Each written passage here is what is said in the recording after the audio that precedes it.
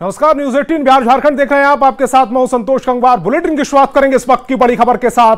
बिहार के deputy CM सम्राट चौधरी ने अपनी पगड़ी उतार दी है। इस वक्त की बड़ी खबर आपको बता रहे, अयोध्या में मुंडन कराने के बाद सम्राट चौधरी सरयू नदी में नहाने के दौरान अपनी पगड़ी उतारी और अपनी पगड़ी प्रभु श्री राम के चरणों में समर्पित करेंगे। आपको बता दें कि 21 महीने से सम्राट चौधरी के सिर पर बंधी पगड़ी तब चर्चा में आई जब प्रदेश अध्यक्ष ने कहा था कि वो जब तक नीतीश कुमार को मुख्यमंत्री की कुर्सी से हटा नहीं देते तब तक पगड़ी नहीं उतारेंगे। हालांकि समीकरण बदल गए और सीएम नीतीश कुमार वापस एनडीए में शामिल हो गए।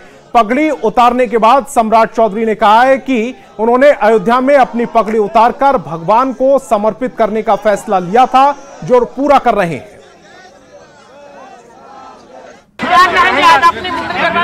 भगवान राम को समर्पण करना था और आज अयोध्या नगरी में आकर सरयू नदी में स्नान करके ये मुरेठा जो पिछले 22-23 महीने से हम लोगों ने बांध कर रखा था, ये भगवान राम के चरणों में समर्पित करूंगा।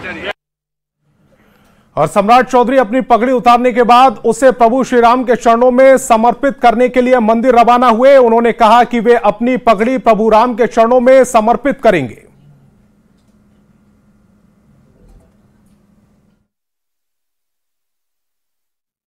से हम लोग लगातार बिहार में एक अभियान चलाकर इंडी गठबंधन के सरकार को हटाना था और आदरणीय नीतीश कुमार जी ने 28 जनवरी को वो गठबंधन छोड़कर हमारे साथ मुख्यमंत्री हुए और हम लोग मुख्यमंत्री बनाने के बाद ये हम लोगों ने तय किया कि अयोध्या जाकर प्रभु श्री राम के चरणों में उसको समर्पित करने का काम करूंगा। कोई ऐसी सम्राट जी नहीं बची, संदेश देंगे बिहार के विपक्ष को? एकदम कोई ये यदि सोच रहा है तो अत्यंत दुर्भाग्यपूर्ण है। पूर्ण रूप से बिहार की जनता ने भी 75% से अधिक सीटें भी हमको जिताने का काम किया और साथ ही साथ महागठबंधन अब पूरी तरह कंफ्यूजन में ना रहे, पूरी तरह एनडीए एकजुट होकर बिहार में 40 की 40 सीट और अगले साल जो विधानसभा का चुनाव होगा उसमें 243 में 200 से अधिक सीटें जीतेंगे।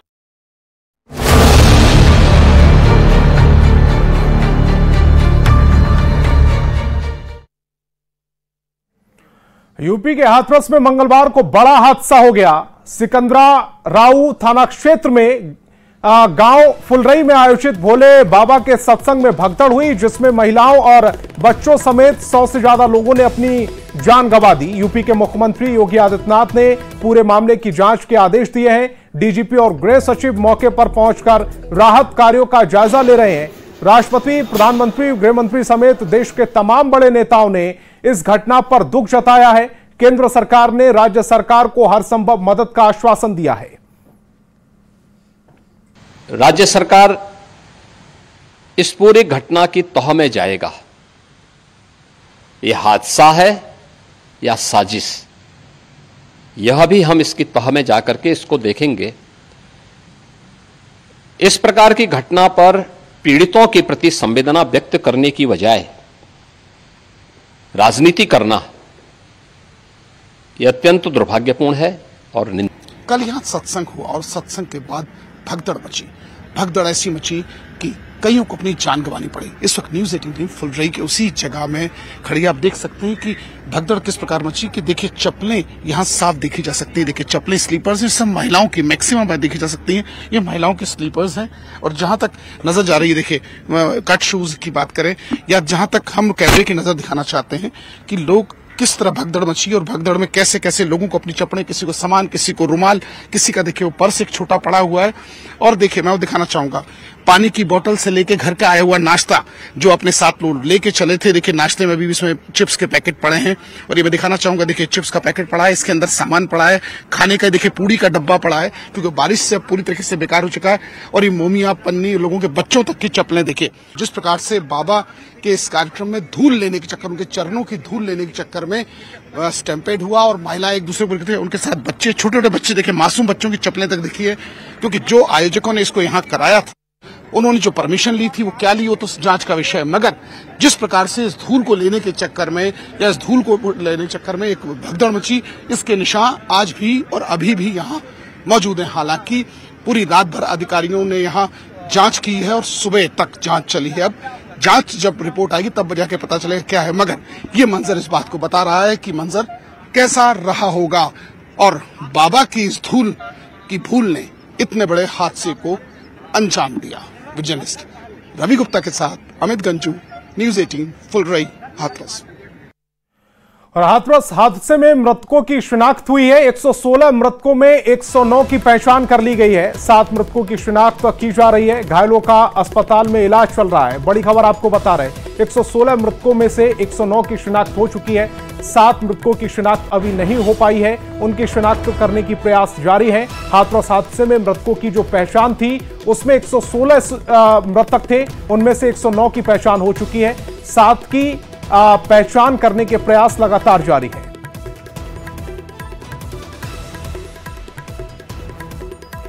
हाथरस में हादसे को लेकर एफआईआर दर्ज कर ली गई है। कार्यक्रम के आयोजकों पर केस दर्ज हुआ है। शुरुआती जांच में आयोजकों की लापरवाही सामने आई है। वहीं हादसे के बाद से आयोजकों को कोई पता नहीं चल पा रहा है। सभी आयोजकों के फोन बंद आ रहे हैं। वहीं बाबा नारायण साकार हरि का भी फोन बंद आ रहा है। बाबा का भी कोई अता पता नहीं है।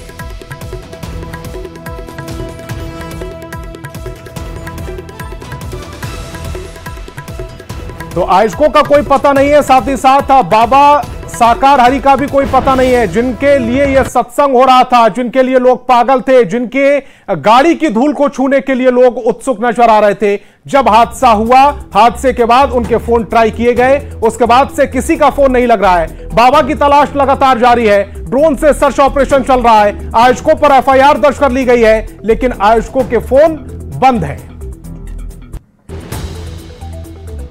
भोले शंकर और शंकर नाम से जाने जाने वाले बाबा के इस सत्संग स्थल पर इस वक्त न्यूज़ 18 टीम खड़ी। जहां कल सत्संग हुआ वहीं लोगों की समाधि भी बन गई। कई लोग काल के गाल में समा गए। इसके बाद से पुलिस ने ताबड़तोड़ छापेमारी की शुरुआत की और आयोजकों के खिलाफ मुकदमा दर्ज किया। इस वक्त आप देख सकते हैं न्यूज़ 18 टीम वहीं खड़ी है। सामने आप देख सकते हैं ये एक होल्डिंग लगी है जो प्रवेश द्वार है, इसमें नारायण साकार हरि उर्फ भोले शंकर का है।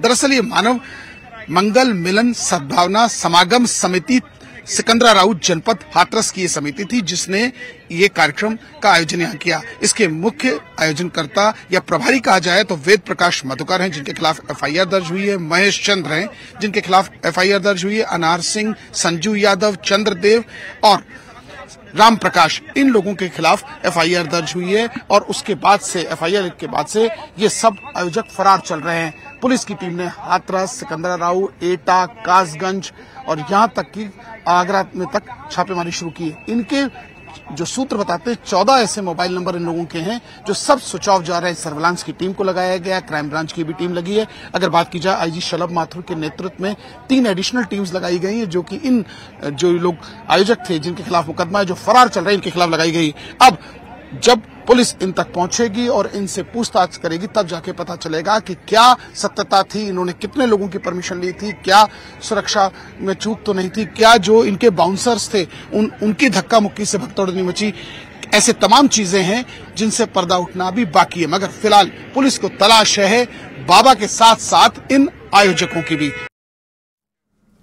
और इसी बीच बहुत बड़ी खबर मिल रही है। हादसे में मृतकों की संख्या लगातार बढ़ती जा रही है। 121 हो गई है मृतकों की संख्या। 100 से ज्यादा मृतकों की पहचान कर ली गई है। 19 शव अभी भी पहचान नहीं हो पा रही है। 28 लोगों का अस्पताल में इलाज जारी है। बड़ी खबर आपको बता रहे हैं, मृतकों की संख्या में लगातार इजाफा हो रहा है। इस वक्त की बड़ी खबर हाथरस सत्संग हादसे से जुड़ी 121 मृतकों की संख्या पहुंच चुकी है। 100 से ज्यादा लोगों की पहचान कर ली गई है, लेकिन अभी भी बहुत से ऐसे लोग हैं जिनकी पहचान होना बाकी है। 19 शव की पहचान अभी तक नहीं हो पाई है, जिनकी पहचान करना बहुत जरूरी है। 28 लोगों का अस्पताल में इलाज जारी है। तो योगी सरकार ने इस घटना की जांच के लिए टीम का गठन कर दिया है। इस पूरे मामले की जांच के लिए एडिशनल डीजी आगरा की अध्यक्षता में एक टीम कर रही है। राज्य के मुख्य सचिव डीजीपी वहां कैंप कर रहे हैं। राज्य सरकार के 3 मंत्री भी घटना स्थल पर हैं। सीएम योगी आदित्यनाथ भी आज मौके पर पहुंच सकते हैं। बताया जा रहा है कि स्थानीय आयोजकों ने इस कार्यक्रम का आयोजन किया था। कार्यक्रम के बाद जब सत्संग के प्रचारक नीचे आ रहे थे, मंच पर अचानक श्रद्धालुओं की भीड़ उनके पैर छूने के लिए आगे बढ़ती है। जब सेवेदारों ने उन्हें रोका तो वहां हादसा हो गया। कल सत्संग के दौरान दिल दहलाने वाली घटना हुई जिसमें 116 लोगों की मौत हो गई, जिसके बाद से पुलिस की जांच का दायरा भी बढ़ा है। और पुलिस की आप देख सकते हैं फॉरेंसिक यूनिट हाथरस की टीम यहाँ इस वक्त मौजूद है। इसके ऑफिसर्स यहाँ आए हुए हैं। और स्नीफर डॉग्स की अगर बात की जाए, देखिए स्नीफर डॉग्स को भी लगाया गया है। डॉग स्क्वाड की टीम में है, कैमरामैन भी लगाए गए हैं। जो ये खेत है जहाँ भगदड़ मुझे यहाँ तमाम चीजें मिल रही हैं, एक एक करके इनको एविडेंस के तौर पर रखा जा रहा है। और 27 टीम के ऐसे मेंबर्स हैं जो यहाँ मौजूद है। इसकी फोटोग्राफी भी कराई जा रही है, स्नीफर डॉग्स की भी मदद ली जा रही है। और ऐसे में अब इस चीजों को एविडेंस को कलेक्ट किया जा रहा है और उसके बाद यहाँ से इसको लैब ले जाएगा, क्योंकि FIR लिखी गई है, उसमें कहीं ना कहीं चीजें ये एविडेंस के तौर पे भी रखी जा रही हैं। अगर हम माने तो 27 वो लोग हैं जो यहाँ से निकलेंगे अपनी स्टीम में। इसके जो सैंपल्स भी कुछ रख रहे हैं उनको लेके यहाँ से जाएंगे और अपनी रिपोर्ट शासन और प्रशासन में सबमिट भी करेंगे। जर्नलिस्ट रवि गुप्ता के साथ अमित गंजू, न्यूज 18 हाथरस। और इस दुखद घटना पर संतों का रिएक्शन भी आ गया है। देशभर के संतों ने इस पर दुख जताया। संतों ने इस हादसे में साजिश की आशंका जाहिर की है। इस कारण से भगदड़ हुई, पहले देखना ये है, उसकी जांच होगी और जांच में वो दोषी जो पाए जाएंगे वो उनको कठोर से कठोर दंड दिया जाए, क्योंकि इस प्रकार से कुछ अवांछनीय तत्व सत्संग में और कथा में प्रवेश कर जाते हैं और इस प्रवेश के बाद में वो ऐसी चाल चल देते हैं जिससे भगदड़ मच जाती है। दुखद है और मुझे लगता है कि ऐसी घटनाओं से सरकार को सबक लेना चाहिए और वहाँ के जो प्रशासन है, जब इतनी सारी भीड़ आ रही थी तो उसके लिए उन्हें सुविधाओं को सुनिश्चित करना चाहिए था। प्रशासन की मुझे लगता है कि इसमें लापरवाही है। हाथरस की घटना को लेकर प्रधानमंत्री मोदी ने सीएम योगी से फोन पर बातचीत की है। हालात के बारे में जानकारी ली। हाथरस की घटना का जिक्र प्रधानमंत्री मोदी ने संसद में भी किया। उन्होंने शोक व्यक्त करते हुए पीड़ितों को हर संभव मदद का भरोसा दिया। तो वहीं नेता प्रतिपक्ष राहुल गांधी ने भी हादसे पर दुख जताया है। के हाथरस में जो भगदड़ हुई उसमें अनेकों लोगों की दुखद मृत्यु होने की जानकारी आ रही है। जिन लोगों की इस हादसे में जान गई है, मैं उनके प्रति अपनी संवेदना व्यक्त करता हूं। मैं सभी घायलों के जल्द से जल्द ठीक होने की कामना करता हूं। राज्य सरकार की देखरेख में प्रशासन राहत और बचाव कार्य में जुटा हुआ है। केंद्र सरकार के वरिष्ठ उत्तर प्रदेश सरकार के लगातार संपर्क में है। मैं इस सदन के माध्यम से सभी को यह भरोसा देता हूं कि पीड़ितों की हर तरह से मदद की जाएगी। सरकार को लोगों की मदद करनी चाहिए सेंसिटिवली और सब परिवारों को जिन्होंने किसी को खोया है मैं कंडोलेंसेस ऑफर करता हूँ। ठीक है, थैंक यू। और झारखंड से इस वक्त की बड़ी खबर। झारखंड राज्य खाद्य आयोग के अध्यक्ष हिमांशु शेखर चौधरी की नियुक्ति की अधिसूचना को खाद्य आपूर्ति विभाग ने रद्द कर दिया है। अध्यक्ष पद से हटाए जाने पर हिमांशु शेखर चौधरी ने विभाग के फैसले पर आश्चर्य जताया है। उन्होंने कहा है कि मेरी नियुक्ति की अधिसूचना रद्द करने से पहले किसी भी तरह का स्पष्टीकरण नहीं पूछा गया। नेचुरल जस्टिस के खिलाफ है। मैं विभाग के इस फैसले को हाईकोर्ट में चैलेंज करूंगा।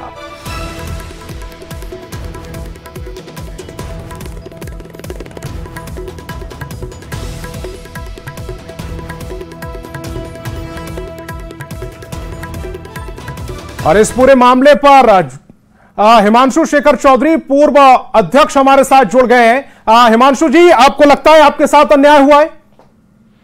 ये मुझे लगता है कि जिस आधार पर अधिसूचना, मेरी नियुक्ति की अधिसूचना रद्द की गई है, वो आधार से पहले स्पष्टीकरण पूछा जाना चाहिए, या नेचुरल जस्टिस यही कहता है कि किसी पर कार्रवाई करने से पहले उसका पक्ष जानना जरूरी है। और मुझे आश्चर्य है कि कल रात में मेरे मेल पर ये अधिसूचना भेजी गई और उससे पहले मुझे कोई जानकारी नहीं थी। तो मुझे लगता है कि ये नेचुरल जस्टिस के खिलाफ है, तो मैं अब इसके लीगल स्क्रूटनी में जाना मेरा अधिकार है और उस अधिकार के तहत मैं माननीय हाईकोर्ट में इस अधिसूचना के खिलाफ मैं जाऊंगा और माननीय हाईकोर्ट का जो भी फैसला होगा वो उसके बाद चीजें तय की जाएंगी। आपका अगला कदम क्या होगा? ये जैसा मैंने कहा कि मैं वकील से संपर्क करके इसके जो न्यायिक प्रक्रिया है उसको आगे बढ़ाने की दिशा में आगे बढ़ूंगा। हाई कोर्ट में मैं याचिका दायर करूंगा। तो आपको क्या लगता है कि आपके साथ ऐसा क्यों किया गया होगा? ये तो मुझे नहीं पता है। मैं तो खाद्य आयोग में आने के बाद मैंने जितने काम किए, जितने इनिशिएटिव लिया, मुझे लगता है कि खाद्य आयोग आज जन जन जानता है और खाद्य आयोग की जो इनिशिएटिव है वो मीडिया के सामने भी है, सामाजिक पटल पर भी है। और इसके बावजूद ये इस तरह का निर्णय लेना, ये मैं भी अवाक हूँ। मुझे भी ये समझ में नहीं आ रहा है कि ऐसे निर्णय के पीछे क्या आधार था। ये मैं हिमांशु जी, आपने किसी के खिलाफ एक्शन लिया हो, किसी के खिलाफ कोई बयान दिया हो जिसके चलते आपके साथ इस तरह की कार्रवाई की गई हो? नहीं, एक्शन लेना तो मेरा संवैधानिक अधिकार है। एक्ट में प्रदत्त अधिकारों का इस्तेमाल करना, जनहित में लोगों के अधिकारों की रक्षा करना, इसी के लिए तो मेरी नियुक्ति की गई है। लेकिन वो कोई विषय, अगर कोई भी विषय है तो वो मेरे संज्ञान में होना चाहिए ना, कि मेरे किसी के खिलाफ कोई कार्रवाई की गई तो क्यों की गई, और जो आधार दिया गया है वो आधार पर्याप्त मुझे नहीं लगता है। ठीक है हिमांशु जी, आप हमारे साथ जुड़े, आपका बहुत बहुत शुक्रिया। हिमांशु शेखर चौधरी, पूर्व अध्यक्ष खाद्य आयोग, हमारे साथ फोन लाइन पर जुड़े थे। उन्होंने अपनी बात न्यूज़ 18 के साथ साझा की। और झारखंड में पूर्व मुख्यमंत्री हेमंत सोरेन के जमानत पर जेल से छूटने के बाद राजनीतिक हलचल बढ़ गई है। वहीं हेमंत सोरेन के आवास पर आज होने वाली विधायकों की बैठक पर सबकी निगाहें चुकी हैं। ये भी कयास लगाए जा रहे हैं कि बैठक में हेमंत सोरेन को फिर से मुख्यमंत्री बनाए जाने के निर्णय लिया जा सकता है। आज की बैठक में जेएमएम, कांग्रेस, आरजेडी समेत अलायंस में शामिल सभी दलों के विधायकों को अनिवार्य तौर पर उपस्थित रहने को कहा गया है। वहीं सीएम चंपाई सोरेन ने अपने पूर्व निर्धारित सभी कार्यक्रमों को रद्द कर दिया है। मंगलवार को उनका दुमका जाने का कार्यक्रम था, लेकिन वो नहीं गए। झारखंड में एक बार फिर सियासी तापमान अचानक बढ़ गया है। कल मुख्यमंत्री चंपाई सोरेन के सभी सरकारी कार्यक्रम रद्द होने से और अचानक आज 11 बजे सत्ताधारी गठबंधन की बैठक बुलाए जाने से सभी की निगाहें अब मुख्यमंत्री के आवास पर टिकी हुई है। 11 बजे सत्ता पक्ष के सभी विधायक जुटेंगे और इस बात का मंथन होगा कि क्या हेमंत सोरेन को फिर एक बार राज्य की कमान सौंपी जा सकती है। अब देखना यह है कि आगामी नवंबर और दिसंबर में चुनाव भी होने वाले हैं और इस पर भी मंथन होगा। लेकिन जिस तरह से लगातार और आज मुख्यमंत्री के सभी कार्यक्रम रद्द हुए, कल उन्हें दुमका में जाना था और आज प्रभात तारा मैदान में पीजीटी टीचर की नियुक्ति पत्र सौंपनी थी, इसको लेकर के सभी कार्यक्रम रद्द होगा। इस बात के साफ तौर पर संकेत हैं कि कहीं न कहीं फिर एक बार हेमंत सोरेन के चेहरे को लेकर के सभी सियासी जितने भी दल है, यानी सत्ताधारी दल के विधायक, सांसद, सबका मंथन होगा। अब देखना ही है कि 11 बजे जो बैठक बुलाई जाएगी इस पर क्या मंथन होगा। लेकिन कहीं न कहीं जेल से बाहर आने के बाद हेमंत सोरेन सक्रिय हो गए हैं अपनी पत्नी कल्पना सोरेन के साथ। इस बात की साफ तौर पर संकेत मिल रहा है कि राज्य में होने वाले आगामी नवंबर-दिसंबर चुनाव में कहीं न कहीं मुख्यमंत्री, पूर्व मुख्यमंत्री हेमंत सोरेन के चेहरे पर चुनाव लड़ा जा सकता है। रांची से निरंजन।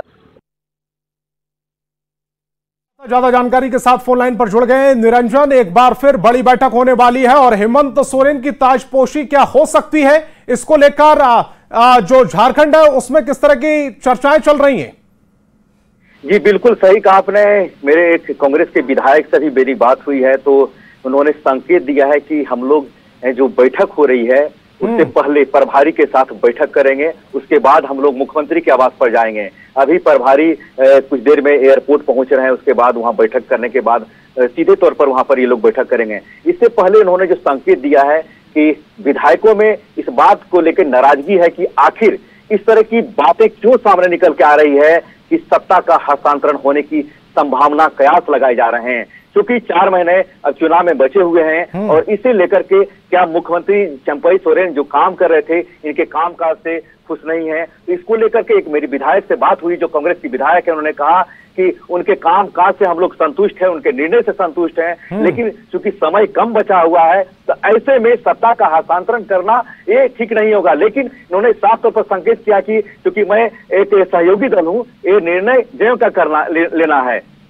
लेकिन जो संभावनाएं देखी जा रही है, चूंकि सभी कार्यक्रम मुख्यमंत्री के रद्द होना और पूर्व मुख्यमंत्री हेमंत सोरेन मुख्यमंत्री के आवास पर जाके मुलाकात करना और सभी तरह के कार्यक्रम जितने हुए आज और कल रद्द होना और लगातार बैठकों का दौर जारी रहा। इससे पहले भी आप देखें कि कल्पना सोरेन के साथ हेमंत सोरेन वहां के हूल दिवस के अवसर पर जाकर के सक्रिय हुए थे अपने विधानसभा बरहेट में। उसके बाद फिर बैठक उन्होंने बुलाई, तो इस बात की संभावना बिल्कुल निरंजन, लगातार कयासों के जो दौर है वो लगातार जारी है, क्योंकि एक तरफ सीएम की जो बैठकें हैं वो खत्म हो जाती हैं, उन रद्द कर दी जाती हैं, उनके कार्यक्रम रद्द कर दिए जाते हैं और एक बड़ी बैठक होना और उसमें यह लगाया जा रहा है कि हस्तांतरण हो सकता है। आप हमारे साथ जुड़े, बहुत बहुत शुक्रिया। और इसी बीच बड़ी खबर आ रही है, प्रधानमंत्री मोदी आज राज्यसभा में बोलेंगे। राज्यसभा में धन्यवाद प्रस्ताव पर जवाब देंगे, राष्ट्रपति के अभिभाषण पर जवाब देंगे प्रधानमंत्री। दोपहर 12 बजे प्रधानमंत्री बोलते हुए नजर आएंगे संसद से। इस वक्त की बड़ी खबर आपको बता रहे हैं, राष्ट्रपति के अभिभाषण पर प्रधानमंत्री नरेंद्र मोदी आज जवाब देंगे। 12 बजे प्रधानमंत्री जवाब देते हुए सुने जा सकते हैं, देखे जा सकते हैं। बड़ी खबर आपको बता रहे हैं, प्रधानमंत्री मोदी आज राज्यसभा में बोलेंगे। इस वक्त की बड़ी खबर आपको बता रहे हैं, धन्यवाद प्रस्ताव पर प्रधानमंत्री नरेंद्र मोदी आज जवाब देते हुए सुनाई देंगे। राष्ट्रपति के अभिभाषण पर प्रधानमंत्री आज जवाब देंगे। बड़ी खबर आपको बता रहे हैं, दोपहर 12 बजे प्रधानमंत्री नरेंद्र मोदी राज्यसभा में बोलते हुए नजर आएंगे।